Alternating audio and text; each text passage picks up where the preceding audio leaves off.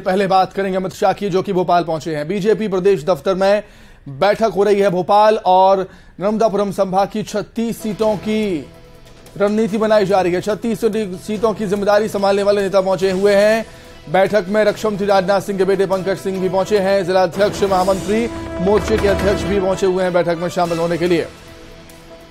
तो 3 दिवसीय एमपी के दौरे पर हैं केंद्रीय गृह मंत्री अमित शाह। जबलपुर गए थे, सुबह बैठक की, फिर पहुंचे छिंदवाड़ा, जनसभा को संबोधित किया, फिर से जबलपुर गए और अब पहुंचे हुए हैं राजधानी भोपाल के बीजेपी दफ्तर, जहां पर बैठक हो रही है।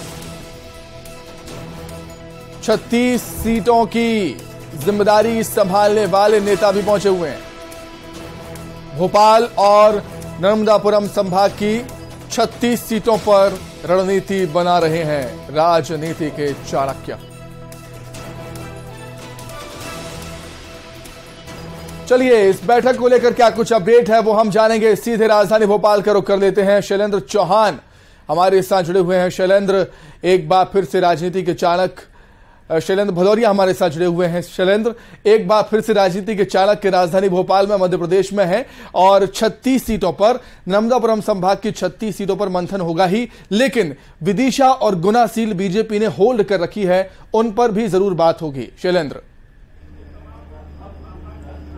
बिल्कुल सुमित, आपने ठीक कहा कि जिस तरीके से मध्य प्रदेश में 17 तारीख को चुनाव होने और चुनाव के पहले जो बीजेपी लगातार जो है बैठकें जारी है, तमाम तरह की जो रणनीतियां हैं वो लगातार इन बैठकों के माध्यम से बनाई जा रही हैं। जिस तरीके से केंद्रीय गृह मंत्री जो 3 दिवसीय मध्य प्रदेश के दौरे पर हैं और आज उन्होंने जबलपुर संभाग और शहडोल संभाग की जो बैठकें आयोजित की, उसके अलावा छिंदवाड़ा में भी एक सभा को भी संबोधित किया था और उसके बाद अब वो जबलपुर से राजधानी भोपाल पहुंच चुके हैं और अब से कुछ देर बाद बीजेपी दफ्तर पहुंचेंगे और यहाँ पर राजधानी भोपाल और इसके अलावा नर्मदापुरम संभाग के जो पदाधिकारी हैं उनके साथ एक महत्वपूर्ण बैठक करेंगे। क्योंकि अगर दोनों संभागों को मिलाकर देखें तो कुल 36 सीटें इस अंचल में आती है और ऐसे में इन सीटों पर क्या बीजेपी की स्थिति और आने वाले समय में किस तरह से बीजेपी को काम करना है, सबको लेकर रणनीति बनेगी। सबसे प्रमुख जो मुद्दा रहने वाला है वो कहीं ना कहीं बगावत को लेकर जरूर है, क्योंकि जिस तरीके से अलग अलग अंचलों में देखने में आया कि टिकट वितरण के बाद कई जगह बगावत के सुर भी उठे, तो क्योंकि देखिए जिस तरीके से जब जबलपुर पहुंचे थे तब हमने देखा कि धीरज पटेरिया को उन्होंने बाकायदा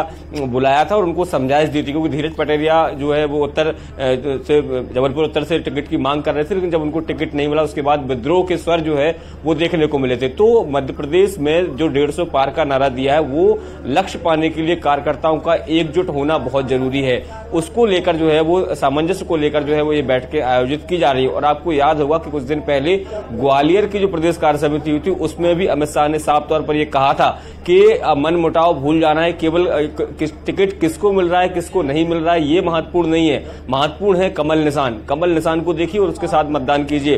तो जो रणनीति है वो लगातार बनी और जिस तरीके से देखिए दूसरा विषय एक महत्वपूर्ण ये भी है कि कांग्रेस के तमाम दिग्गज जो है जिस तरीके से दौरे हो रहे हैं वो कई गारंटियां देने की बात करते हैं। तो ऐसे में जब कर्नाटक के चुनाव की जो अगर हम बात करते हैं तो कर्नाटक में इन्हीं गारंटियों के दम पर कांग्रेस सत्ता में वापसी की थी। तो ऐसे में इन गारंटियों को लेकर भी बीजेपी किस तरह की रणनीति अपना रही है, किस तरीके से काट करना है जब बीजेपी के तमाम दिग्गज नेता शैलेंद्र, आला कमान, केंद्रीय आला कमान मध्य प्रदेश में पूरे तरीके से एक्टिव है।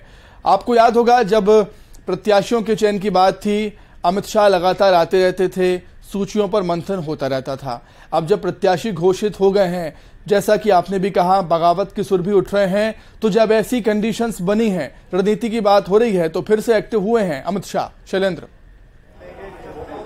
बिल्कुल देखो तस्वीरें मैं सीधे आपको दिखा दूं कि केंद्रीय गृह मंत्री का काफिला जो है अब बीजेपी दफ्तर आ चुका है और तमाम जो गाड़ियां हैं एक एक करके अंदर आ रही हैं। और जिस तरीके से ये बताया जा रहा था कि वो वहां पर एयरपोर्ट पहुंचे थे और एयरपोर्ट के बाद अब एक एक करके वो जो गाड़ियां हैं वो बीजेपी दफ्तर में आने लगी। अब सीधी तस्वीरें आप देख सकते हैं कि केंद्रीय गृह मंत्री जो है वो गाड़ी में आगे बैठ के जो वो जा रहे हैं, उनके साथ सिक्योरिटी की तमाम जो गाड़ियां हैं वो भी मौजूद थी। तो देखिए जिस घड़ी का इंतजार था, कार्यकर्ता जो है वो लंबे समय से इंतजार कर रहे थे, क्योंकि ये बता दूं कि लगभग ये बैठक 7 बजे शुरू होनी थी, लेकिन जिस तरीके से जबलपुर में उन्होंने एक दोबारा बैठक की और उसके चलते यहाँ देरी से पहुंचे, तो तमाम जो कार्यकर्ता हैं यहाँ इंतजार कर रहे थे और वो इंतजार अब खत्म हो गया है। राजनीति के चाणक्य कहे जाने वाले केंद्रीय गृह मंत्री अमित शाह अब बीजेपी दफ्तर पहुंच चुके हैं और जो तमाम जो कार्यकर्ता हैं, खासकर भोपाल और नर्मदापुरम के जो तमाम कार्यकर्ता हैं जिनको महत्वपूर्ण जिम्मेदारियां दी गई, वो सारे लोगों के साथ लगभग 1.5 से 2 घंटे तक मंथन होगा और सारी चीजों को एक एक करके जाना जाएगा कि आखिर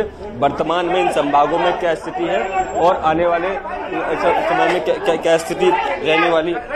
देखिए तमाम जो वो आप देख सकते हैं कि जो तस्वीरें जो हम लगातार हम आपको दिखा रहे हैं कि अमित शाह जो है एक जो की सीधी तस्वीरें आप इन गाड़ियों में के माध्यम से देख सकते हैं कि जिस तरीके से वो ये देखिए जो गाड़ी है एक सिल्वर कलर की, उसमें वो मौजूद है। देखिए सिक्योरिटी गार्ड से और उनके साथ जो है मुख्यमंत्री शिवराज सिंह चौहान, प्रदेश अध्यक्ष वी.डी. शर्मा भी यहाँ पहुंचे हुए। तो तमाम जो तैयारियां यहाँ बैठक के लिए की गई थी और अब वो वक्त आ गया है कि जब बैठक होने वाली है। देखिए बीजेपी दफ्तर में अब वो गाड़ी से उतर रहे हैं, तमाम जो सुरक्षा के दल है वो वहां मौजूद है। मुख्यमंत्री शिवराज सिंह चौहान उनकी अगवानी करने के लिए एयरपोर्ट पहुंचे। तो अब तस्वीरों में सीधे देख सकते हैं कि केंद्रीय गृह मंत्री की अगवानी जो है वो बीजेपी दफ्तर में की जा रही है और बीजेपी दफ्तर के अंदर अब वो प्रवेश कर रहे हैं। तो ये तस्वीरें सीधी न्यूज 18 आपको दिखा रहा है किस तरीके से अगवानी जो है मुख्यमंत्री शिवराज सिंह, प्रदेश अध्यक्ष वी.डी. शर्मा के द्वारा की गई और अब से कुछ देर बाद वो उस बैठक में भी शामिल हो गए। तो जिस तरीके से लगातार हम बात कर रहे हैं कि जिस तरीके से रणनीति बनाई जानी है, 150 पार का जो नारा दिया है उसको साकार करने की जो रणनीति है वो यहाँ पर तैयार की जा रही है। एक एक